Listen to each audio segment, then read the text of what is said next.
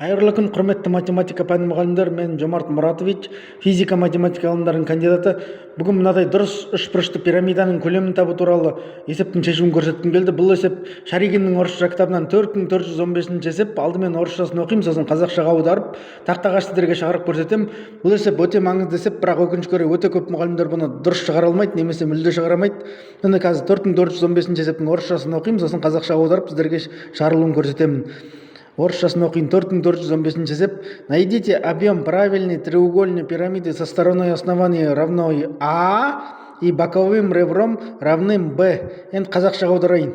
Дұрыс үшбұрышты пирамиданың табан қабырғасы А-ға тең және бүйірқұрып Б-ға тең. Осы мәліметтерді біліп тұрып, осы дұрыс үшбұрышты пирамиданың көлемін тап дейді. Міне. Енді осы есепті сіздерге тақтаға шығарып көрсетейін. Құрметті ұстаздар, міне жазбасыңыздың S-АБЦ дұрыс пирамида деген қандай пирамиданы айтамыз? Барлық бүйірқұрлардың табанына дұрыс бұрыш жатыр. Дұрыс бұрыш деген барлық қабырғалардың табан қабырғасы табанның үш қабырғасында кішкентай А-ға тең, және үш бүйірқұр S-А, S-С, S-Б, S-Т кішкентай Б-ға тең. Пирамиданың көлемін табу керек. Ең бірінші пирамиданың көлемін табу үшін нені білуіміз керек? Біз табанның ауданын білуіміз керек. S-АБЦ, сосын осы табанға түсірілген биіктік. Табанға түсірілген биіктік. Табанға түсірген биіктік қай жерге барады? Оның центрында барады табанның. Табанның центр деген табанда дұрыс бұрыш, ол сырттай да іштей де сызған шеңбердің центрі болады. Неге? Өйткені дұрыс бұрыштың іштей және сырттай сызған шеңбердің центрлері беттеседі. Ол табанға түсірген биіктік, оның центрына барады. Оны дәлелдеп қажеті жоқ. Қанша рет айттым, ол енді өйткені тікбұрыш үшбұрыштардың теңдігі бойынша дәлелдеді. Катеттерді ортақ бір биіктік қой, сонда гипотенузалар тең, гипотенузалар бүйірқұрлары, сонда енді оның нүктесі барлық төбесінен үшбұрыштың бірдей қашықтықта жету керек. Осыдан сырттай сызған шеңбердің центріне, яғни үшбұрыштың центріне барады үшбұрыштың. Енді біз табанның ауданын дереу таба аламыз. Қарайық. Табанның ауданын қалай дереу таба аламыз? Өйткені дұрыс үшбұрыштың қабырғасы А болса, оның ауданы қалай болады? S-АБЦ қалай болады? Онда тыбырасты 3 А квадрат бөлінген 4 егер қабырғасы А болса, осы мына формула, ол дайын формула, оны түсіндіріп қажет жоқ. Міне осы формуламен табамыз. Өйткені биіктік тыбырасты А бөлінген 2 синус алпысқа көбейтеміз қабырғасына. Өйткені дұрыс бұрыштың қабырғасы ортасына барады ғой. Сонда не қабырғасына көбейтіп 2-ге бөлеміз, сонда осындай шығады. Енді биіктікті қалай табамыз? Биіктікті Пифагор теоремасы бойынша центріне барады. АО неге тең бізге? АО бізге сырттай сызған шеңбердің радиусына тең.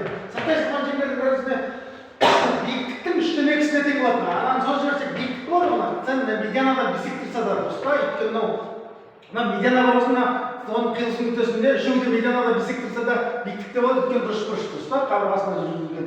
Мында 3/2-сіне тең, биіктіктің 3/2-сіне тең. Биіктігіміз бізде тыбырасты 3А бөлінген 2 ғой, дұрыс па? Міне содан қалай болады? 3-тен тыбырасты 3А. Енді Пифагор теоремасына осы жерде қалай қолданамыз?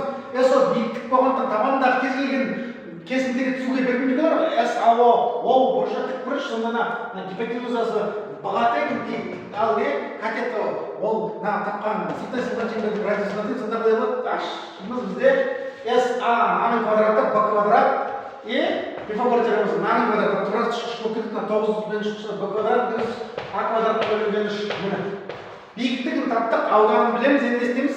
Дереу көлемін табамыз. Осы үш екеуін ауданы мен биіктігін көбейтіп не қыламыз? 3-ке бөлеміз. Қарайық. Сонда не көлемін табамыз бізде. Қалай болады сонда бізде көлемі? Міне.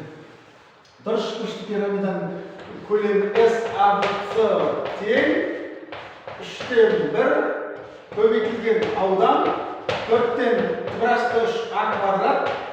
Енді мына жерде ортақ бөлімге келтіріп тыбырасты 3-тен аяққа жіберейік, дұрыс па? Тыбырасты 3 Б квадрат минус А квадрат, дұрыс па? Тыбырасты 3 Б квадрат минус А квадрат. Тыбырасты 3-на ортақ бөлімге келтіргеннен шықты, мына қысқарып кетеді. Сонда қалай болады? Бізде 12 болады көбейтіледі та. Сонда енді қалай болады окончательно бізде? Сонда бізде мына екеуі қысқарып кетеді, А квадрат қалады. Сонда бізде қалай болады? Тең, мынау тең 12-ден 12 А квадрат тыбырасты 3 Б квадрат минус А квадрат. Егер дұрыс үшбұрышты пирамиданың табан қабырғасы А-ға тең болса, бүйірқұры Б-ға тең болса, оның көлемін А-ға тең екен. Міне есебіміз шықты. Ұнаса лайк қойып әріптестеріңізбен бөлісіңіздер. Менің каналымда өте маңызды және ұбт есептерден әлдеқайда қиынырақ есептер талқыланады. Сондықтан менің каналыма подписка жасап, оған лайк қойып әріптестеріңізбен бөлісіңіздер. Каналымды дамытыңыздар. Мен ешкімнен ақша сұрамаймын. Тегін информация, тегін білім беріп жатырмын. Сондықтан менің каналымды қолдап естеріңізге таратқаныңыздар қатты қуанарым. Барлықтарыңызға сәттілік тілеймін. Сау болыңыздар.